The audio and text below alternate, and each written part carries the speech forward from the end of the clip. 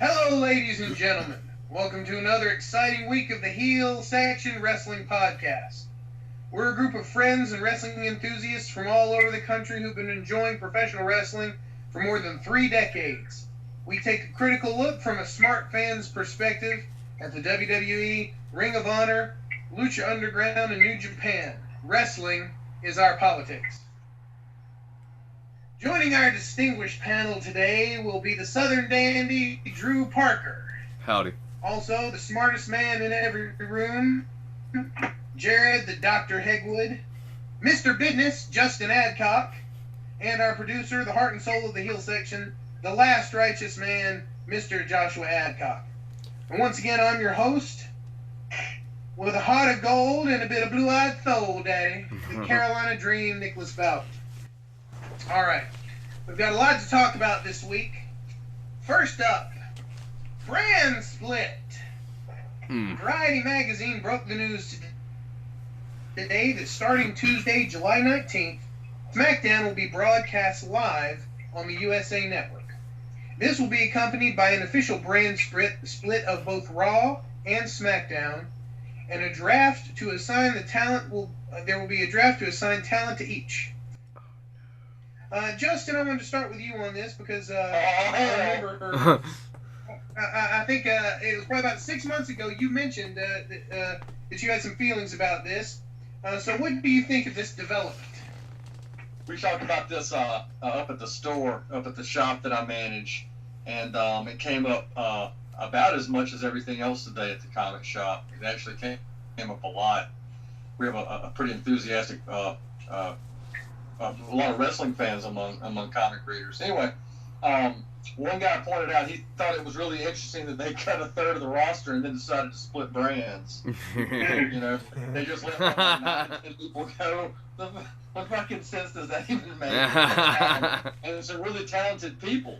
But you know, I guess that's either here or there.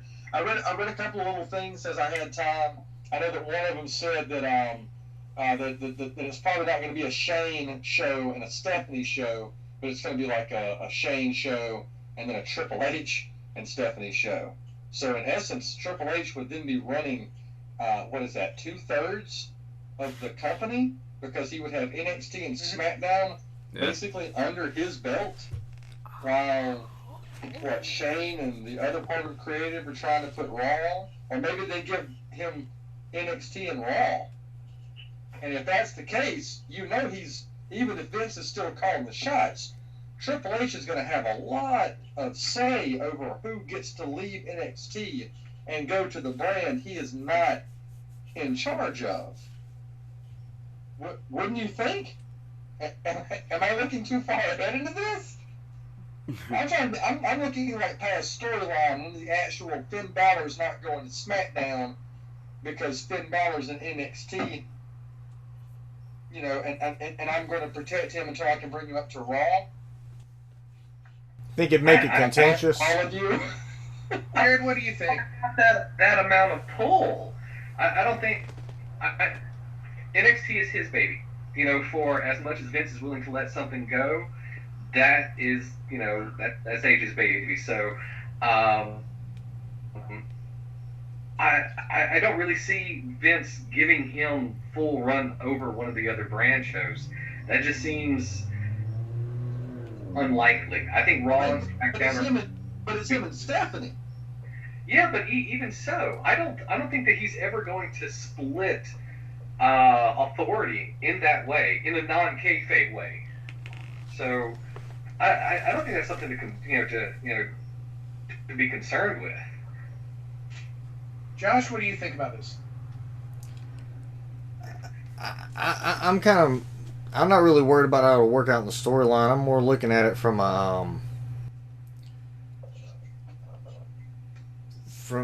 just there will be 5 hours of live television that they've got to cover, and it will be, 3 nights in a row. If you have a pay-per-view, it'd be Sunday, Monday, and Tuesday, and that's a lot of time to cover. I haven't really thought about how it would work out in the storylines or anything, but just the idea of it being all that live material in a block like that, I'm kind of worried about how that'll play out. Did it cut out? They recorded that on Tuesday. There will be no post-production. Do what? Are we dragging? Yeah, a little bit. Yeah. I was gonna say. Alrighty, so let's see. The last person who spoke on that was Josh, right? Yeah. Alrighty. Remind me where We we want are. to just move on to the next topic. Yeah. Go for it. No, man, the brand split is huge. What is it? Okay. Oh, Alright, yeah, that's okay. true. This is the whole hour talking about this. Okay, alright. Then, Drew, what do you think? We'll go to you. I think we've all kind of seen a brand split coming for a little while, and it's odd that they're gonna put it on like Tuesday, like Josh and I were talking earlier. Like they're gonna have them going head to head, like a new Monday Night War type scenario, except it'll be the early days of the week war. But I don't know. That's my thing is I'm wondering who's gonna get what, since it's obviously they're probably not gonna, like you're talking about, not gonna do a Stephanie show and a Shane show. I guess Stephanie and Triple H will probably end up getting Raw, because it seems like they would get that before they get SmackDown. You know, I've thought about this, and I'm really excited about it. I was listening to Court Bauer talk about this today, and you know, he was actually a Raw for he was a writer for WWE when they tried this the first time, and he talked about all the great things that they had planned, all the great ideas they had for it that just kind of fell by the wayside. And I do share with Josh, though, that I really think if they were going to do this, I don't understand why they would not keep the Thursday night slot. I know that may sort of change around their house show schedule, their traveling schedule, but to me it would be worth it, simply because I know they always record SmackDowns on Tuesday nights, but I'm with Josh here. I love wrestling. I love it. I'm having a hard time imagining myself watching a 3-hour pay-per-view Sunday night, a 3-hour Raw Monday, and then 2 hours of SmackDown on Tuesday. Yeah, but it's necessary, Nick. I mean, they've got to do it. With this company on a global level, with this amount of talent that they want to keep in-house, they have to have 2 shows. And you can't have an A show and a B show anymore. Oh, no, you misunderstand me. I'm not saying not do the brand split. I'm saying don't make it Sunday, Monday, Tuesday. I'm saying at least space it out. There's a reason that they have SmackDown on Thursday or Friday. Have they discussed yet whether or not they're touring? Well, apparently it's going to be 2 separate Yes. rosters. I mean, like, apparently... But is it going to be different schedules? Are they going to be in completely different parts of the country? Because last time they were. Yeah. Last Right. time you had East Coast and West Coast. Yeah. And then I would do that again, because if they're not going to break up the group, then the easiest way to do this is to do this close together. Yeah. To tape all your TV at once. I understand your argument. I really do. I get that you just want a show later in the week. But I think having the show later in the week actually poses more problems for the company. And these days, because the company is publicly owned, and Josh, you were talking about this on Facey Space, now that it is publicly owned, they've got to cut all the corners that their investors want them to. Make it go up as high as it can. They've still got to produce a viable and successful product. And to do that, you've got to do it in short windows, and then spend the rest of the time, I guess, traveling and doing house shows. Well, one of the things Court Bauer was talking about today was he talked about that exact thing that you mentioned. They already have 2, I guess you could call them troops. You know what I mean? Like circuses. It's like Barnum and Bailey Circus. And what is a WWE if not a big traveling circus? Barnum and Bailey Circus. They have 2 troops that travel all over the country. They're in different parts. They already have that. You know what I mean? They're running not necessarily far away from one another, but they do have 2 house show sets that go out. So when I would think that, I don't know, it's just 3 days. That just seems to me like that's a lot to ask of fans. That's an 8-hour block in 3 days of primetime television that if you're a fan and you In the they same want state. you to, your butt to be in the seat. Yeah. You know, I mean, they're not. You're going to be spending 8 hours over 3 days every week. I question your wrestling heart. Every night, wrestling every morning, wrestling. I appreciate your passion, but you're wrong.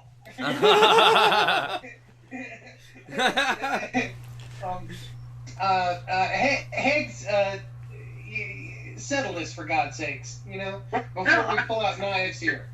I'm with Justin. In terms of just simple logistics, it's a lot easier for everybody to travel together, for Raw to be in one city, and then the next night be like, 1 hour, 2 hours down the road, and everybody still sort of like stays together. I used to think that the East Coast, West Coast thing was great, but I think what it comes down to is this. You have to have SmackDown be live. You have to, if you want it to work. And the only way for it to be live is for the shows to run this close together. I don't see any other way around it. So, But if they had different rosters, completely different rosters, why does everybody, quote, have to be together? Because, it's one production team that travels with the rosters. And I think that they've proven that they are a more efficient machine when, there is a single production voice, and that production voice is with the talent at the venue. All right, well, let's not get lost on this tiny little thing here. Let's talk about all the things about this that are going to be great. And I think there are tons of things that are going to be great. Drew, let's go to you on this. One thing, well, let's just go sort of round robin. Thing you think about this that's just going to be awesome. Drew, we'll start with you. Well, like I said earlier, I think it's going to be more of like a Monday Night Wars type situation again, and it'll at least give a little more meaning behind having the two shows, and not just it being like, hey, here's SmackDown, the Raw recap show in blue. Josh, how about you? I'm kind of interested to see what this means for the world title, which they recently unified. Is the champ going to travel between both shows? How separate is separate? Is it going to be... What? Say again? What did For what? I don't know.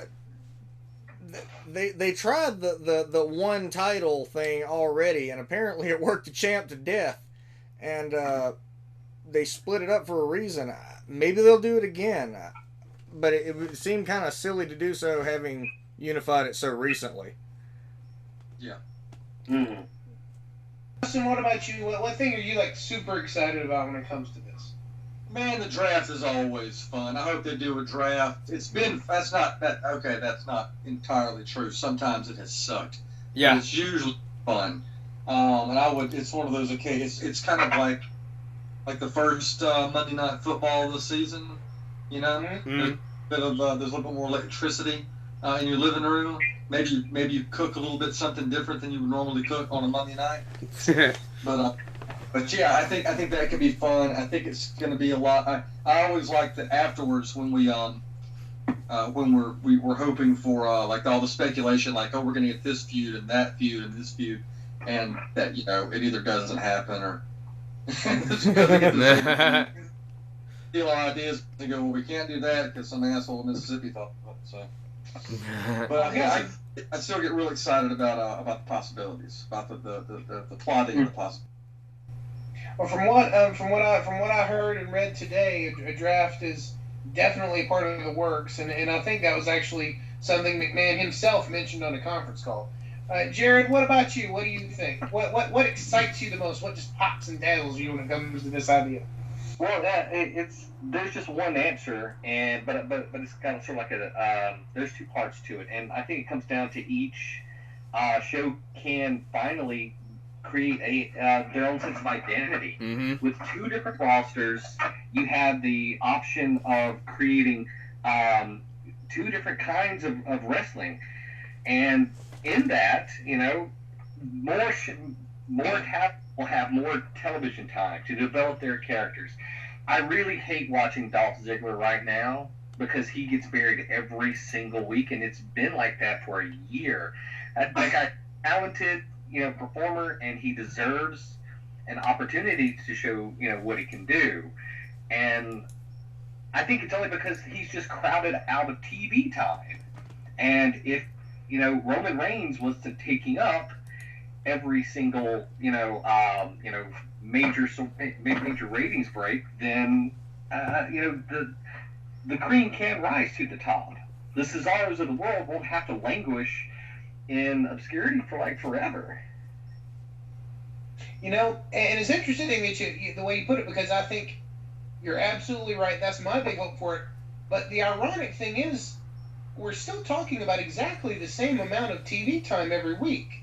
It's just reshuffling the deck, reprioritizing things, and like you said, instead of watching the same 7 guys for 5 hours, now hopefully we'll get to see 20 guys for 5 hours and have different stories within the shows. One of the things I'm most excited about with it being live is finally getting some good commentary on a live WWE show. Because God knows we don't have that Monday night. But I don't know if you guys have been watching it. SmackDown to me has been, even though it's a throwaway show where nothing that matters happens, it is just a lot more fun to watch because you have a heel Jerry Lawler who's been completely reinvigorated, and you have Mauro Ranallo who, my God, he's fantastic. Yeah. It's just, I'm watching the same kinds of matches I've watched with the WWE for years, but just with the two of them together, it's so much more real. There's more passion, a lot more exciting. Now, do you think some of that's done in post? I mean, because it was a taped show. If the commentary didn't come off right, they could have potentially voiced it over. Do you think that will kind of hamstring that side? I mean, SmackDown has had the benefit of being able to go back and choose their angles before they were shown, so they could, kind of polish it up a little bit before it was aired. So, do you think by going live that's going to kind of hamper their ability there? My worry is if they go live, all of a sudden Kevin Dunn's going to be cussing Mauro Ranallo out in his earpiece every 5 minutes. No. Whereas opposed, because it can be some more canned, he hasn't been, and that's something that I've heard several people say. Wade Keller talked about this, that on SmackDown they don't scream at them the way they do on Monday Night Raw, Right? because it's just more relaxed. My worry is that it'll make Mauro Ranallo hate it. And I think he's one of the best things to happen to them, non-ring talent-wise, in a long time. He brings a real sports feel to it. He is the reason I watch SmackDown. There you go. He's the reason I watch it. So I don't know, Justin, what do you think about that? Wait, now, we were talking about the announce team, but what were we originally talking about? What excites you about SmackDown being live? Oh no. I mean, what do you think about sort of the how will this affect the commentary on SmackDown? Like the production Oh, and everything. Oh no, man, those guys are solid. They've been calling matches for years. I don't know about the whole the amount of pressure that's put on them. Again, I don't know why that would change. I don't know why the SmackDown production team would change. It seems that the rosters would go through something, but I don't know if you've got a situation where we're like, well, we're taking camera team A and you guys can have our gaffing crew or whatever. I don't know how that goes. And Hegwood, you stated earlier it's one production. Is it one production unit? Does SmackDown not have their own cameras, or do they all use this? I have no idea. I've listened to some of the interviews with the director of photography on Raw. Don't make me call his name, but those were awesome. But I don't know. I thought they were separate. No, well, I think there are separate, managing staffs for the shows. But I mean, in terms of Kevin Dunn and his crew.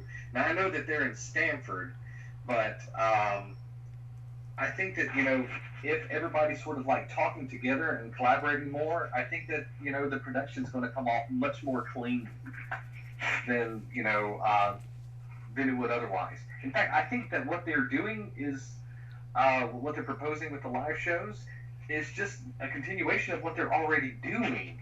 Except for one show, instead of being taped, it's going to be live.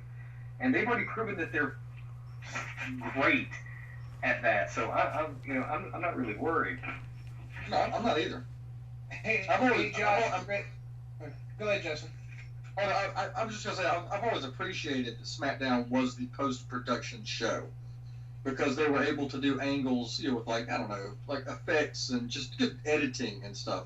That I don't think Raw, obviously Raw couldn't do because it was live television, but and it did have its detractions. So I'm interested in seeing what a weekly live SmackDown, how is it going to be different from Raw?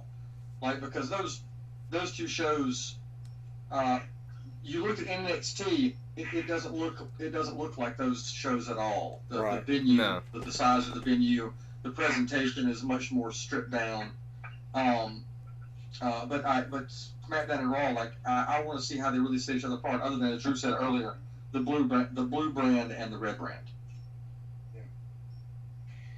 Well, hey, Josh, you want to stop and move on, and we'll start segment 2? All right. Yeah, just a second. All right, just sort of give me a... All right, so moving on.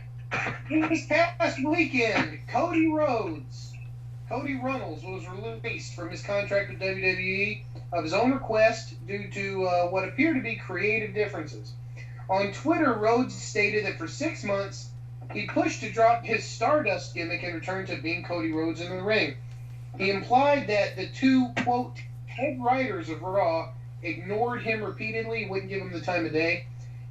In a subsequent commentary on Wrestling Observer Radio, Dave Meltzer claimed that Rhodes' split with the WWE was not amicable at all, and that they were, and this is Dave Meltzer talking, putting the screws to him and preventing him from wrestling for another promotion as of yesterday. And today, it was announced that Rhodes' wife, Eden Styles, had asked for her release too. Josh, you posted on this. We'll go to you on this first. What do you think about, first of all, the loss of Cody Rhodes as a talent, and then sort of what this kind of says about the culture sort of created inside the WWE between their creative side and the people who are actually doing the wrestling? Well, without question, it's a bunch of missed opportunities with Cody. I mean, he was good in the ring. He had promo ability. He had a decent look. He had all the qualities to be a top player and everything. But they just never pulled the trigger with him. I personally never cared for the Stardust thing. It was cool for a minute, and then I got really tired of it real quick. As for them putting the screws to him, I don't know, if there's any kind of differences if you're released from your contract as opposed to you just don't renew your contract. Because normally when you have, you just let your contract run out, they only have the 90-day no-compete clause. But maybe the consequences are different if you, break your contract or whatever. I read somewhere earlier today that, like, there have been penalties to where up to, 5 years, that if you just didn't fulfill your contract, you couldn't compete elsewhere in the country. That was Foley. Was it? That was Foley in the podcast from Monday. Yeah. But I hope that it really kind of opens some eyes in the back, because the idea that writers that never get in the ring and don't really know anything about how to tell a story in the ring, don't know how to develop that kind of a narrative, they don't need to be telling these guys everything they're supposed to be doing. It worked a lot better, or it seemed to, when the guys in the ring were kind of feeling it out and letting it happen organically. I think maybe this might open some eyes to, at least to some extent, that maybe these guys aren't the best thing for the business. Maybe they need to let the performers kind of bring it out of themselves. Drew, what do you think? I kind of echo Josh on that. It was like he was great as Dashing Cody Rhodes, and they just canned it big time. And then he came out with the mask and was putting the paper bags on people's heads. That was working pretty well. Yeah, that was great. I mean, that was working pretty well. And then they just canned it, and he started growing a mustache and bromance with Sandow. Again, worked amazingly well, and they canned it. Speaking of wasted talent. Yeah, another waste. Yeah, that's another wasted talent. 6 degrees of wasted talent. But just everything the guy did, he got over somehow, or kind of got it over. Like Stardust even got over for a little bit, and then what'd they do? Major heel turn and just killed it. So, I don't know. I wouldn't blame him if he was angry and just done with everything. Because I mean, he did everything he was asked of, got it over, and they were just like, no, we don't like this. So that's about all I can really. And he really gave it his all. I mean, every time I saw him on television as Stardust, you would have thought that he loved that gimmick. Yeah. And he just, because he was totally invested and did everything he possibly could with it while he was out there. Justin, what do you think? We talked about like Cody Rhodes. Yeah, as far as like the loss of him as a talent, and what this sort of says about just sort of the culture of what they've got back there between creative and the people that are in the ring.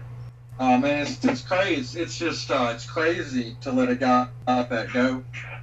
That dude's, Cody was great even as that Stardust, which was pretty pretty lame gimmick that he did a lot with. I think he probably did the right thing. They were going to use that guy. They were never going to give that guy a shot at the belt. They were going to give him a chance to get to that level, and it was pretty obvious. I mean, again, he was good and everything, but it was pretty obvious the crowd wasn't behind him enough to get him to wherever he wanted to be. Heggs, I remember when I first came back to wrestling, I asked you, who were maybe 4 or 5 guys that I should look for. And I remember you mentioned Daniel Bryan, you mentioned CM Punk, you mentioned Dolph Ziggler, and one of the guys you mentioned was Cody Rhodes. So it seems to me that you would have some definite thoughts on this. Oh, absolutely. Cody is one of the very few wrestling action figures I own, so I wasn't really surprised by Cody's leaving, and I certainly I wasn't surprised by his rationale for it. The guy wasn't being used. He was incredibly talented. I can't, to echo what Drew said, I can't think of anybody else who could take a mustache and get over with it, and yet he did. I hope he goes somewhere and makes a lot of money. I really, really do. But in regards to the question of the culture in the back, as someone who as a writer myself, I hate that there's this sort of like it's got to be either or with the talent and the people in the back, because booking wrestling shows has been a long tradition, and the booker is rarely someone who's actually in the ring. While I do agree that the talent needs to be the ones who go out and they put on the story, in between the ropes, and they're most likely the ones who know how to get themselves over. You've got to have people who can sort of plot out long-term views to see things coming on the fly. When a superstar is injured, someone who can sort of say, okay, well, we can do this instead. I think it's got to be a collaboration. I don't think that the problem is really the writers. I think the problem is Vince. As Cody sort of already said, the people who went back on the promise was Vince and H, and he took the time after already sort of, thanking the E for the opportunity, being very, very nice in his departing letter, singling Vince out in this one instance. They had an agreement, and Vince decided to go back on it. And I've been trying to think about this. What mileage can Vince get out of Cody at Stardust? He can't be selling that much merchandise. He's a heel, and they haven't really been using him in any sort of interesting way. He's not going to be a challenger for the IC. That was, apparent, 2 months ago. What does Vince get out of it? And I just keep coming up with nothing, which, that's my main problem with the show. Vince is the final word on everything, and he needs to go. And I think that this hopefully will be the first sort of like public acknowledgement by a superstar that Vince is the problem with the product overall. Well, give me a hell yeah on that. Any more thoughts on this topic? I got something I gotta add. Go ahead. Fucking hate this. It kills me. It kills me that we knock Vince. I understand it, but man, it hurts. It's like someone talking bad about your granddad. In a way. It is to me. Yeah. It's one of those things. I'm like, man, don't. This dude brought us this far. I understand he needs to let go. I understand he needs to let go. He doesn't. Granddad still wants a big piece of chicken. Y'all know what I'm talking about. Well, good Lord, Justin, I've literally heard you refer to him as the devil. He's referring to himself as the devil. He is one of the most evil motherfuckers to ever walk the earth. Yeah.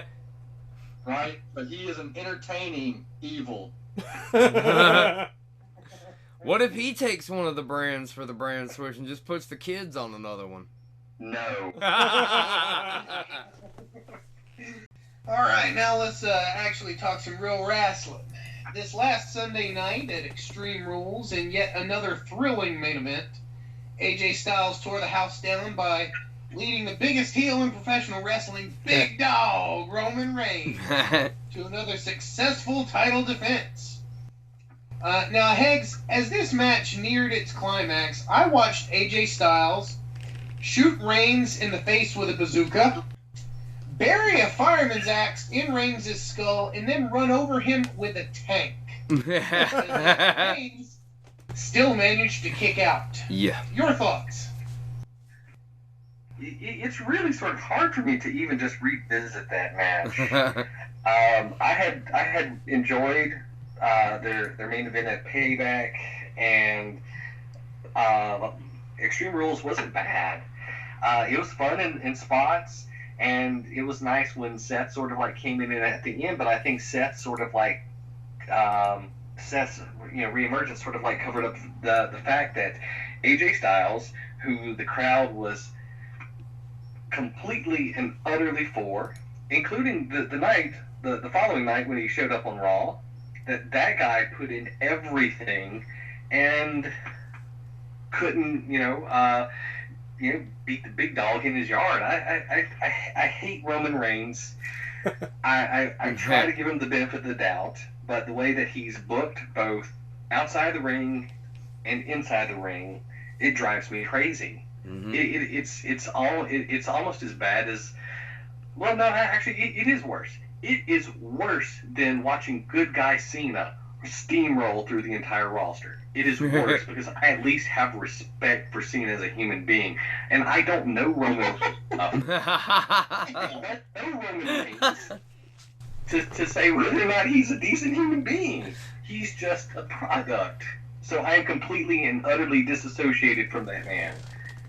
And that's the worst kind of, relationship you can have with a wrestler. Oh, I'm sure he's a perfectly lovely person. Drew, what did you think about the finale of this match? And just for our listeners, let me go ahead. AJ Styles did everything. He hit him with 2 Styles clashes, one on a chair, yes. And Reigns still miraculously kicked out. Go ahead, Drew. Did he kick out of the one on the chair, or did the Usos? Yes, he did. He wow. absolutely kicked out. Man, yeah, it's a case of Samoan Cena. That's really what it is. It's, and I hate to say that, because I'm with Jared. Cena, he's proven at one time or another that he's pretty good, but Roman's proven nothing. He's just proven that he can ride with two guys who are good on the mic and can carry a match, and he can do a power bomb that they help lift somebody onto his shoulders. You know what I mean? Like, he's just this vapid waste. He's like, okay, I'm sorry, Samoan Cena doesn't work. He's almost like, he's like Samoan Sylvester Stallone. He cuts a promo, he's like, oh, mama, no, baba, no. You know, and it's just, there's nothing to the guy. He has no charisma, nothing. But anyway, so yeah, he comes back and, oh, the miraculous spear out of the phenomenal forearm that we never saw coming. It all worked out too perfectly like you expected it to, but you didn't want it to. Podcast. Josh, what did you think about this? I didn't want Roman to have the belt to begin with. And my whole gripe with the thing is there was no clear, face or heel in the match. AJ was in question. They were trying to push Reigns as kind of a face. I just don't. I didn't like the whole setup. No one, I think going into it, I don't think anyone thought that AJ was going to win. I don't think anyone thought it was possible. And I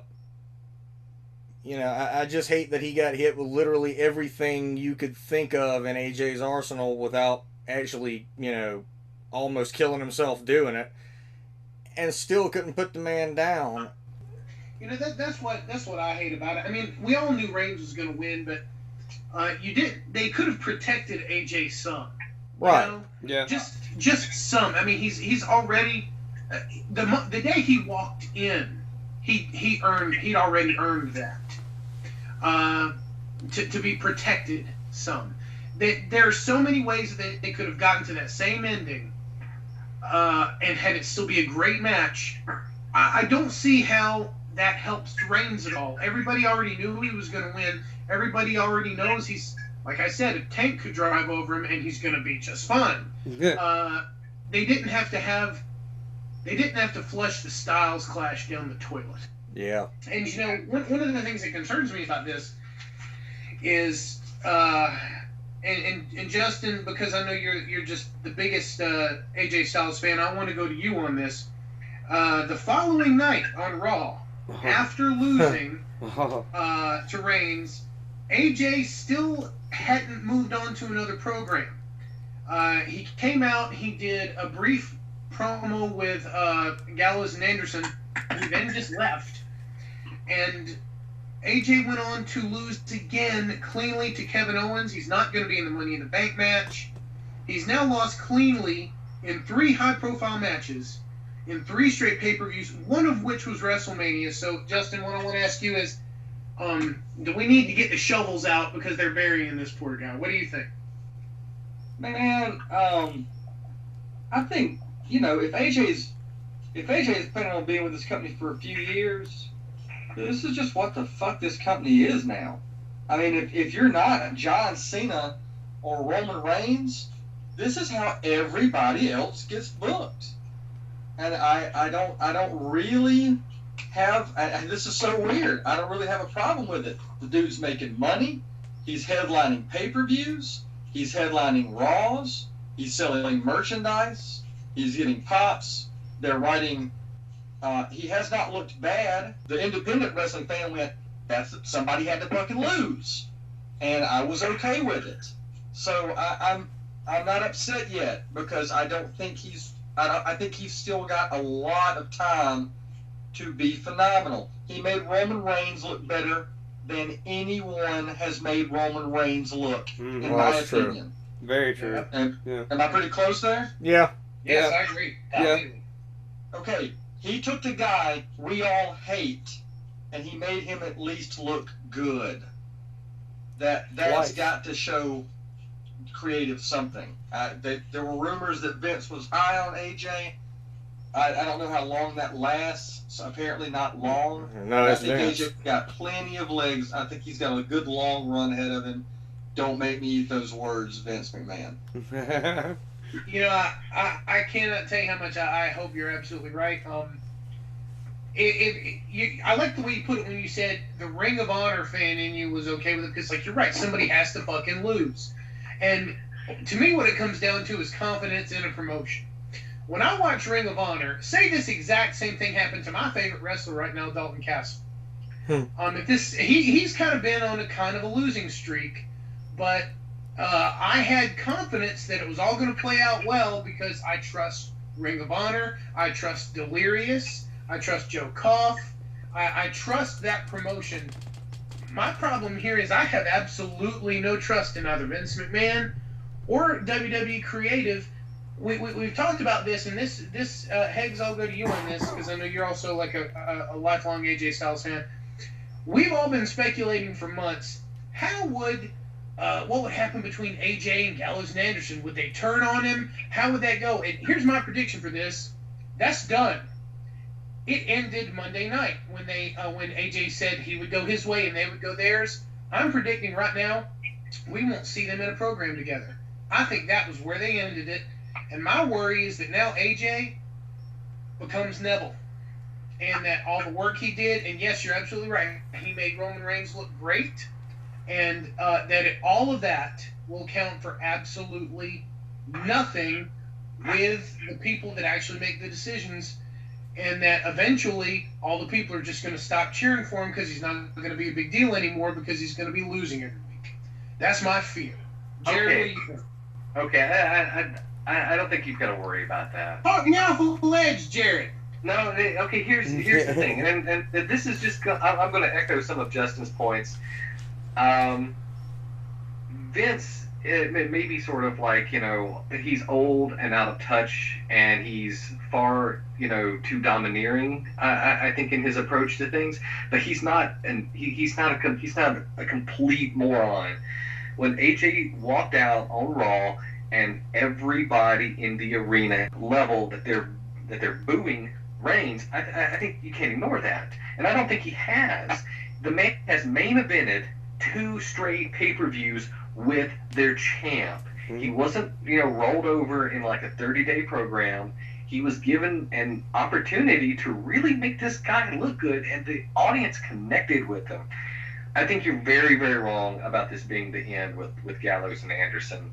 I think that this is just the beginning of what in 30, 60 days at most is going to be the Finn Balor, AJ Styles feud that I never knew that I wanted, but I really sort of can't wait for now. I don't think that walking away, that we're going to, stop having a professional life with each other, I don't believe for 1 second that that's going to happen. So, don't worry. Don't worry. Well, I'll tell you one thing, Jared.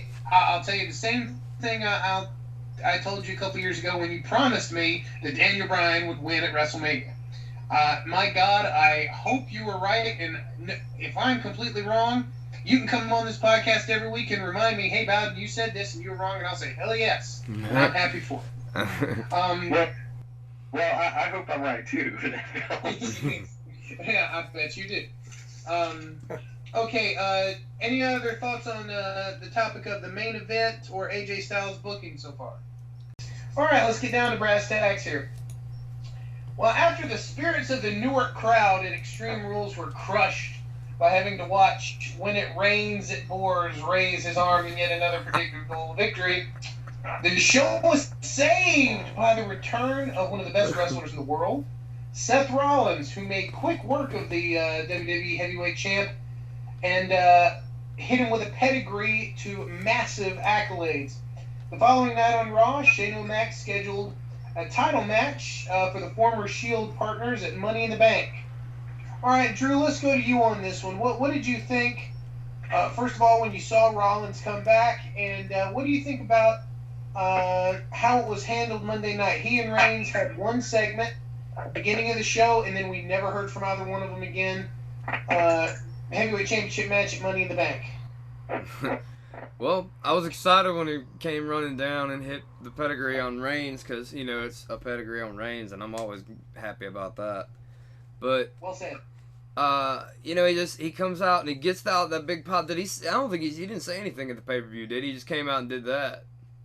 Yep. Okay, so like Monday night, I'm kind of just like I'm sure that at least a couple more of you, I know he thinks the same way, that they wasted an opportunity for him to be a big face kind of, a big face turn for him, and they just brought him back, and now I'm kind of wondering how it's going to work with the new dynamic that Stephanie and Shane have going in the back of like, hey, you can't whine for your spot anymore. You just got to get it and take it. Because that's kind of how he was booked for the longest time when he had the title. Josh, what do you think? Well, like he said, I think they missed an opportunity to get a real face out of this, but I think that would have meant that they had to admit that Roman was a heel and they had to go in that direction. And of course, apparently the people in the back aren't ready to let go of that just yet. I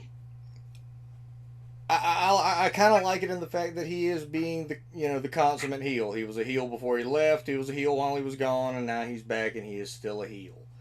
The only problem is now is kind of like with the build up to the Styles and Reigns situation. Who's the heel here? Because the crowd hates one guy and wanted to love the other guy, but he, pissed all over them, and they hate both guys. So who benefits in this match they're going to have? Justin, you and I sort of chatted back and forth on Facebook about this. You sort of liked the heel promo that Rollins cut. Why don't you talk a little bit about why? I was thrilled, dude, because I expected him to come out and go babyface and just jump all over Reigns and make that turn easy. But man, I like a complex character. I like a guy that comes back and it's right there and just says, "No, I took all your letters and put them in a trash can and burned them." I love that sneer. I did. If Owens would have done that, it would have been a high five. I'm okay with Rollins just being a heel. He can. I think that means that later when he does turn, he'll be that much better. I think that maybe that will intensify the heel turn for Reigns. If Rollins comes out of that feud a babyface and it makes Reigns a stronger heel, that's probably what they're going after.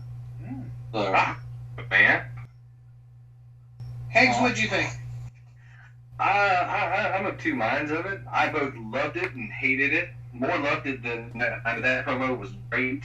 After the reaction he got at the end of Extreme Rules, he knew, the whole company knew that as soon as he walked out on Raw, that he was going to be greeted with ovation, and he let them do it. He soaked it in, and a little bit of him was like really eating it up that he's more over than Roman's.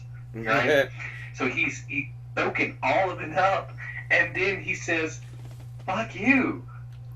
He just turns it on him, and it's hard to do that. After that huge, pop he got, he had them booing. oh yeah, hard. They were pissed. They're like, "Oh, fuck this guy." It was great. It was amazing.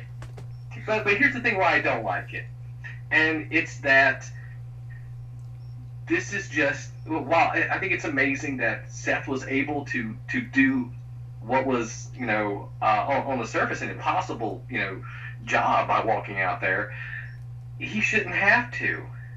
They should have set it up the night before. Roman should have gone over heel. He should have put AJ into, some sort of some illegal hold. He should have won by cheating, and then the club turns on AJ because he was too weak to do whatever, and then Seth can come out and do his face promo, and I think we all, with the exception of Justin, we all wanted a face Rollins, heel Roman, because that's really the dynamic that's going to be best for both workers right now. But this continued insistence that Roman is going to be the next John Cena, it's hurting everything. Josh already sort of touched on it. We don't know who's the heel and who's the face. we didn't know for the last 2 months with AJ.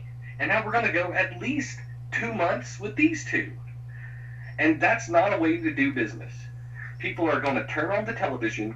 They're going to see the good guy, or who is acting like a good guy, getting booed. And the guy who is obviously a villain getting cheered. And, you know, new time viewers are... But you're describing Steve Austin and Bret Hart. Yes, but I think that turn took one night to happen. It didn't take 4 months. Yeah, There was TV. The TV for weeks. Austin terrorized Bret Hart, and Bret Hart tried to get the crowd to come around, and they just booed him harder. Yeah. He talks about it breaking his heart. That was one of the things that made it easy for him to leave. Well, I'd love for a double turn. I really, really would. But I don't. In this moment, I don't think that this is what Vince wants. And as I've already said, suggested, I don't think Vince likes what he doesn't want. Yeah, I can see that. Heggs, I'm with you right down the line, in that I loved it and hated it. Justin is absolutely right. You have to marvel at Rollins' skill. And especially considering there was a time where he wasn't the greatest one on the mic. I mean, let's face it, he really blossomed, over that almost year-long title run that he had. Oh, yeah, Jimmy Jacobs? That was the voice of the Age of the Fall. Not Tyler Black. And Dean Ambrose was the voice of the Shield. So to see him, you're absolutely, and everything he said, as I was watching it, I really was almost giddy with how well he was doing. And right down, the fantastic line about burning the letters. It was all great. So just watching that as it is, it was a perfect, amazing heel promo. That said, that promo would have been perfect, and your business would be great and booming if we were several years from now and Sami Zayn was heavyweight champion. And everybody loved him and people adored him. And if we had a baby face that everybody loved, and now we could have a heel that everybody could hate, then it would be great, because people are not, I don't care what Rollins says, the better he is at those heel promos, wrestling fans are smart today. They're gonna cheer him. We're all gonna cheer him. You can't watch him and Roman Reigns in a ring together and not cheer for Seth Rollins, because he's just better. He's entertaining, and Reigns is not. He's a great wrestler, and Reigns is not. You can't not cheer the guy no matter what they do. And the better he is at his job, people cheer people who are good at their job, or they boo them but walk away thinking, God damn, I love that guy. Is there anybody here who doesn't feel that way about Seth Rollins? When I see Seth Rollins, I boo that guy and I walk away thinking, God, I love that son of a bitch. He's great. Yeah. Oh, yeah, I thought that way about Christian. Easily. Who? Christian, man. Yeah. Yeah. I hate that bastard. So, my hope is, am I alone in feeling that, oh my God, please Jesus, let them put the belt just back on Rollins? Is that just me? I know it's hoping against hope, but I'd like to see him do it. but You're it not ain't gonna alone. happen yet. Yeah, you're not alone in that, but I don't think it's gonna happen. well, I'm thinking to myself, they have to have almost no confidence in Roman Reigns. He's been off. Jerry, you were saying earlier that he's on every segment. My friend, he has not been on every segment for a couple of months now. Since WrestleMania, they have fought hard to keep that guy off television.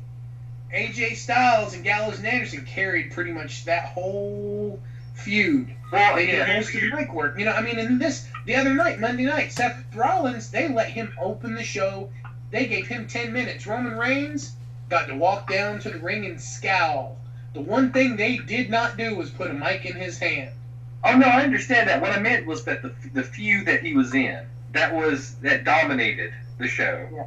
Those key, at those key ratings. Yeah, but it just seems to me like backstage you're thinking, what can we do to put Reigns in a feud and yet keep him out of it? That seems to be their modus operandi. Any more thoughts on this before we move on? All right, now, to me, the match of the night, Sunday night, and I liked the main event, and I liked the show more or less, but the match of the night for certain was the Intercontinental title match, the Fatal 4-Way between Miz, Cesaro, Kevin Owens, and Sami Zayn. Now, Miz defended the title in a spectacular match, and he started off. One of my favorite spots of the whole night was that as soon as the bell rang, Sami Zayn charged across the ring and hit Kevin Owens with a haluva kick. Out of, like a gunshot. It was great. And of course, and I'm going to throw this over to you guys. First of all, what did we think about the match itself, just as a match? And then what do we think about Miz going over? Josh, let's start with you. At first, I kind of hated that Miz went over, but you know, there's a benefit to having this guy as champion. He's beatable. You know, that he walks away with it after being such a shit is just great. The match was solid. I enjoyed the match. I mean, Cesaro looked great. We need one of those counters for the European uppercuts he threw in that match. I mean, he hit everybody with them, just running corner to corner to corner. Everybody looked solid, and with Miz walking away, I was not near as ticked off about it as I thought I would be. It adds to every match. This could be the one he loses, and even when he doesn't, it's like, okay, well, you know, how did he slither out of it this time? And you know, the next time, that could be it. He doesn't have this air of invulnerability that, like, they're trying to cast around someone like, say, Reigns. Okay. Drew, your thoughts? I just like him being champion. Like Josh said, he's beatable, but like when he does win, he doesn't just crush people, obviously, but like it gives more of a chance for other guys like Zayn and Cesaro and Owens to have matches and look really good, and still like just come up just short because Miz just always has that one step ahead of everybody. It's kind of an old school heel move, especially having Maurice out there too. That helps a lot. Yeah, having her by his side has been a great benefit to him. Mm-hmm. Eggs, what'd you think? Well, it's not the sort of match that I want the strap to be decided in, but I loved it. And considering that the Miz, who has been for the entirety of the time that he's been with the company, has been considered to be a mediocre mid-card, you know, performer at best, for him to hang with three of the best in-ring performers in the world is truly stunning. He's been so good the last 3 or 4 months. I think that he deserved walking out with that belt. He's the only one who really sort of gets anything out of it. Zayn and Owens are so over; they don't need a belt, and so is Cesaro.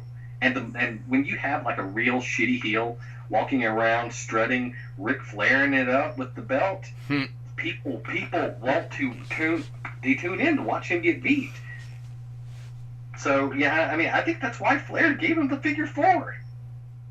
Well, that's a damn shame, because I'm about to tell all of you why, as great as this match was, how much that ending sucked, how much the Miz sucks.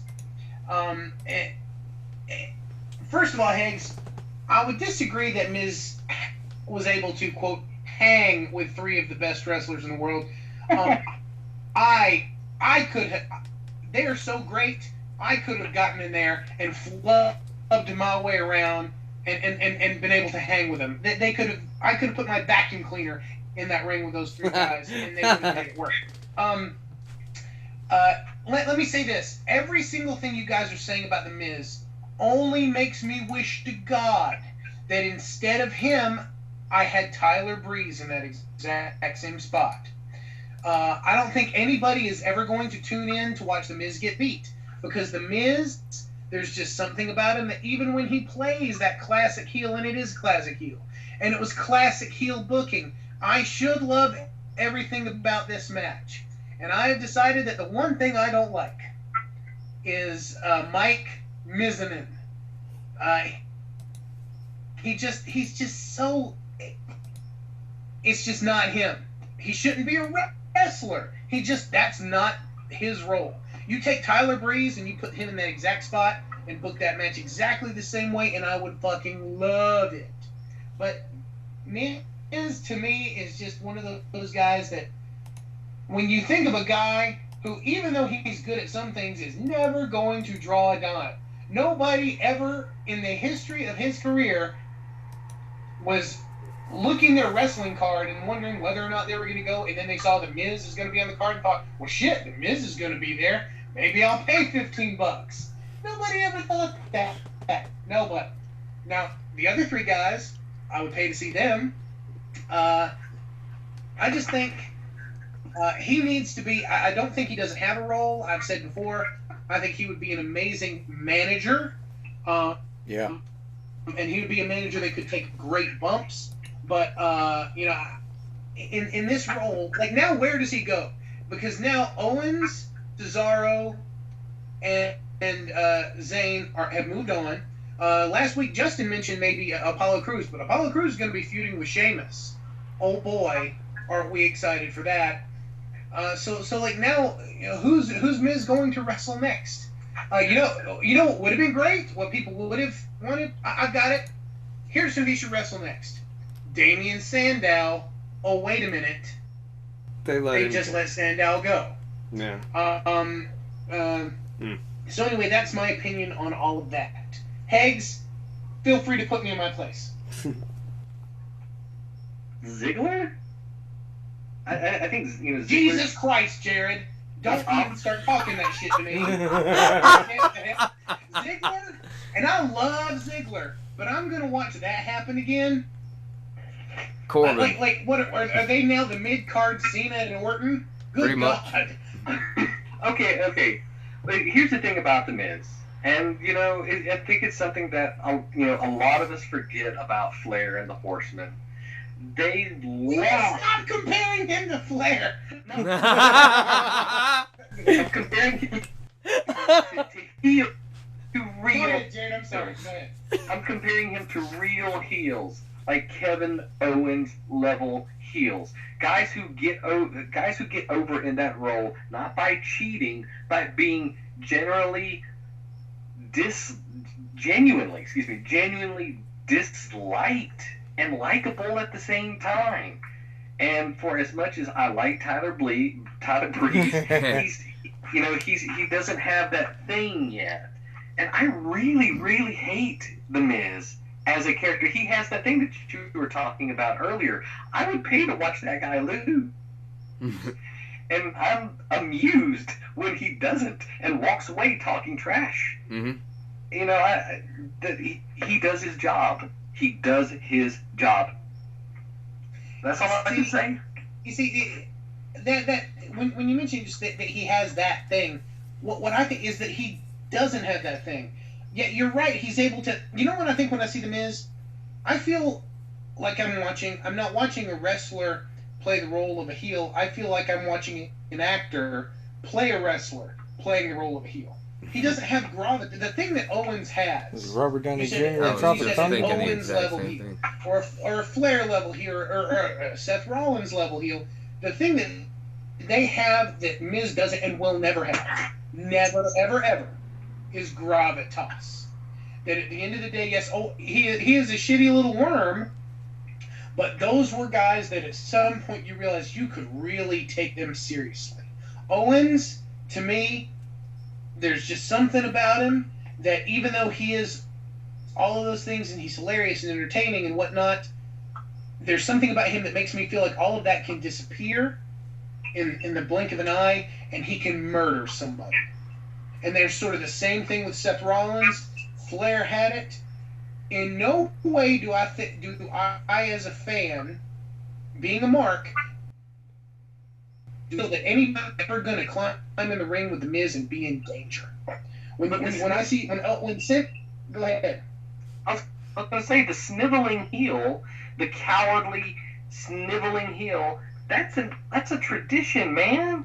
Yes, but he's not that. He's the cowardly and sniveling. Well, I mean, like, that's what Rollins was all through his time. He was the cowardly, sniveling heel who, if he got you at a disadvantage, would cripple you. They actually did a segment where he was literally going to murder